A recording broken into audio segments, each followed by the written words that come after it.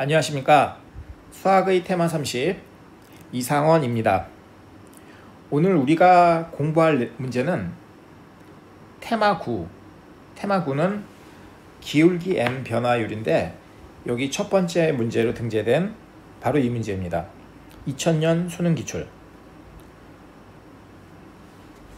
자, 이 문제가 2000년에 출제된 문제라고 해서 실망하실 필요가 없습니다. 왜냐하면 몇 년도에 출제된 기출 문제든 간에 우리가 공부해야 되는 그 테마를 익히기에 가장 효과적인 문제를 발굴해서 공부를 해야 됩니다.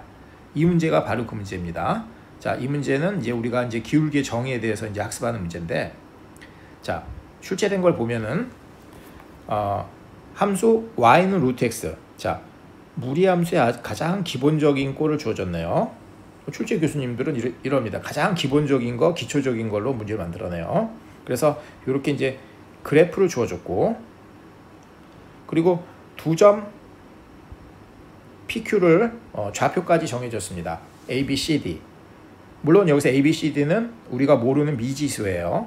그리고 주어진 정보는 2분의 B 플러스 D는 1이다. 이 정보를 주어줬을 때 문제에서 Q의 기울기는 어떻게 되는가? 자, 지금 제가 그 문제 표시를 여러 개를 했잖아요. 여러분들도 기말고사, 중간고사, 모의고사, 실제 수능 현장에서 전 과목의 모든 문제, 국어 1번 문제부터 마지막 교시 마지막 문제까지 전 과목의 모든 문제에 반드시 표시를 하면서 풀어야 됩니다.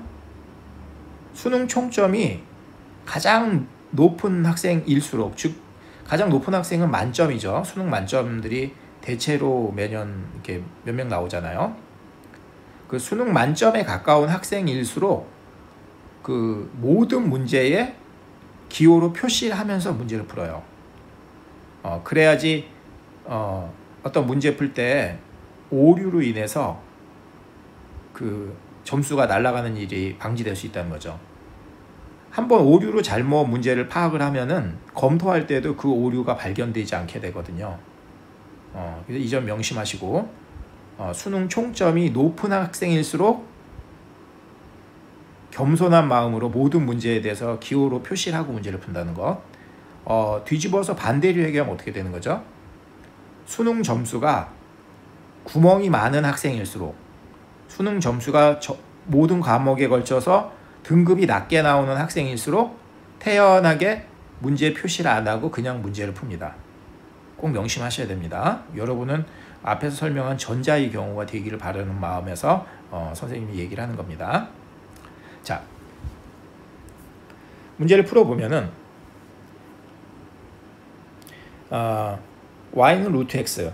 자, 거기에 PQ의 기울기를 구하라 그랬는데, 자, 이 PQ의 기울기를 구하려면은 지금 이제 그 기울기의 정의가 어떻게 되는 거죠? 델타 x분의 델타 y가 되죠. 자, 우리 기울기는 인류 지성이 발전하는 그 역사상으로 살펴보면은 어떤 직선의 경사, 직선의 가파름을 표현할 때, 자, 이러한 직선이 있고, 이러한 직선보다 완만한 또 이러한 직선이 있고, 또 더 경사가 급박한 이러한 직선이 있다고 했을 때, 이 세 직선의 가파름의 차이가 무엇인가? 시각적으로는 어느 것이 더 누워있다, 어느 것이 더 서있다, 가파르다. 그걸 우리가 직관적으로 알 수 있죠. 그거를 이성적으로, 과학적으로, 수학적으로 표현하는 방법은 무엇인가를 우리가 생각을 했을 때, 인류 지성의 귀결이 뭐다? 델타 x분의 델타 y라는 거죠. 좌표축을 이용해서 우리가 설명을 할 때 델타 x분의 델타 y, 또는 기하학적으로는 어떤 두 점 사이에 가로축 변화량분의 세로축 변화량 이렇게 표시하는 거죠. 그걸 이제 데카르트 좌표를 이용해서 우리가 이제 좌표의 숫자를 얘기를 하는 거고, 기하학에서는 두 점 사이의 거리로 표현하는 거죠. 이게 기울기의 정의인데, 이것이 기울기 정의의 모든 것이죠.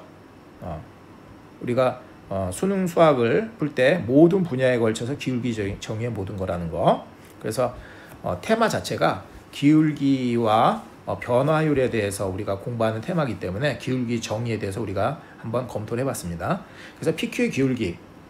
자, 그러면은 델타 x, x 변화량 C에서 A까지 변화량이잖아요. 그럼 이제 C-A, 그 다음에 델타 Y 변화량은 그 Y 값, 함수값의 변화량이란 말이에요. 그래서 먼저 우리가 함수값을 읽어야 되는 거죠. C의 함수값은 어떻게 된다? 그래서 화살표를 Y축에 쏘면은, 자, 이게 C의 함수값. 그 다음에 그 A 함수값은 마찬가지로 Y축에 화살표를 쏘면은, 자, B가 함수값이다. 이렇게 되는 거죠.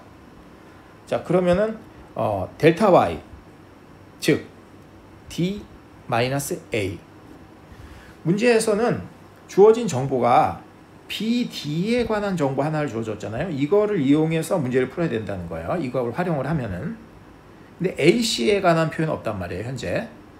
그러면 이제, 자, 이것은 A, B, C, D가 다 쓰였는데 어떤 문자로 정리를 해야 되겠어요? B와 D의 얘기로, 이거 스토리를 그쪽으로 몰아가야 된단 말이에요. 자, 그러면은 분자는 D하고 A로 되어 있으니까 그냥 두고, 분모가 AC로 되어 있는데 C. 자, C는 현재 그 C의 함수값이 D가 된단 말이에요. 그죠? 즉 루트 C가 D가 되는 거죠. 루트 C 이퀄 D가 된다. 그쵸? 루트 C. 자, B는 A의 함수값이란 말이에요. B는 A의 함수값. 자, 즉 루트 A가 되는 거죠. 그러면은 여기서 C하고 A를 표현을 바꾸면은 이거 제곱하면은 C가 D 제곱이 되잖아요. 그죠? D 제곱 이렇게 바꿔 쓰고, 그럼 A는 뭐가 된다? B로 표현하면은 B 제곱 이렇게 되는 거죠. 자, 그러면 그 곱셈 공식에서 가장 파워풀한 그 A 제곱 마이너스 B 제곱의 그 A 플러스 B, A 마이너스 B로 풀어야 되는 거죠. 자, 그러면 이거 약분하면은 분모에 뭐가 남는다? D 플러스 A 분의 1 이렇게 되는 거죠. 문제에서 B 플러스 D가 얼마라고 줘줬다? 2라고 줘줬으니까 답은 2분의 1. 이렇게 우리가 답을 구할 수 있습니다. 자, 이해하셨죠? 자, 이 문제를 우리가 검토를 해보면은, 출제는 Y는 루트 X라고 하는 무리함수 소재를 했죠? 무리함수. 그 공통수학 그 하에 있는 무리함수 개념을 이용해서 출제를 했고, 그리고 평가하고자 하는 것은 PQ의 기울기, 그래서 기울기에 대한 정의. 기울기를 여러분들이 중2 때 배웠단 말이에요. 중2 때 배웠고, 직선의 기울기를 중2 때 마스터를 한 거예요. 다 배운 거예요. 근데 이제 우리 수능 수학에서 거기에 대해서 이론적으로 다시 한번 심화학습을 하면서 이제 검토하는 공부를 하는 거죠. 거기에 대한 문제를 낸 거예요. 이 문제를 풀기 위해서는 함수값 읽기라는 이 액션을 해줘야 되는 거예요. 자, 선생님이 어떤 수학 문제를 해설 강의를 한다고 하는 거는 무엇을 여러분한테 전달하는 거냐면은 수학 문제를 풀 때 벌어지는 어떤 액티비티, 활동, 수학 문제풀이, 수학 문제풀이를 할 때 하게 되는 어떤 액티비티, 그 액티비티 중에서도 자주 하게 되는 어떤 활동, 어떠한 것을 우리가 주로 하게 된다, 이것을 반복해 설명해 주는 거죠. 우리가 빈도수 높게 자주 하게 되는 어떤 액티비티를 능숙하게 해야 되는 거니까요. 그래서 그러한 중요한 액티비티 중에 하나가 뭐다? 함수값 읽기예요. 수험생 여러분들 입장에서는 이 함수값 읽기가 뭐 이렇게 해서 이렇게 읽는 거 함수값 읽기 이게 별거 아니다 이렇게 하지만 출제 교수님들 입장에서는 그게 아니에요. 이거보다 훨씬 더 어려운 문제의 어떤 풀이의 단서 자체가 함수값 읽기로부터 풀이가 이제 실마리가 풀리는 그런 문제들이 구성된단 말이에요. 즉 요약을 하면은 함수값 읽기라고 하는 이 액션은, 이 액티비티는 가벼이 여길 그럴 것이 아니라는 거예요. 굉장히 중요하다는 거예요. 물론 여러분은 알고 있죠. 함수값 읽기를 어떻게 하는 건지. 근데 좀 더 고난이도의 문제에서는 이게 함수값 읽기에 포커스를 좀 맞췄으면 답이 보이는 문제였구나 하라고 이제 그 아쉬움이 남는 그런 문제풀이 경험을 이제 여러분이 하시게 된다는 거예요. 잘 이해하셨죠? 자, 오늘 문제풀이 설명은 여기까지 하고 다음 문제에서 또 만납시다.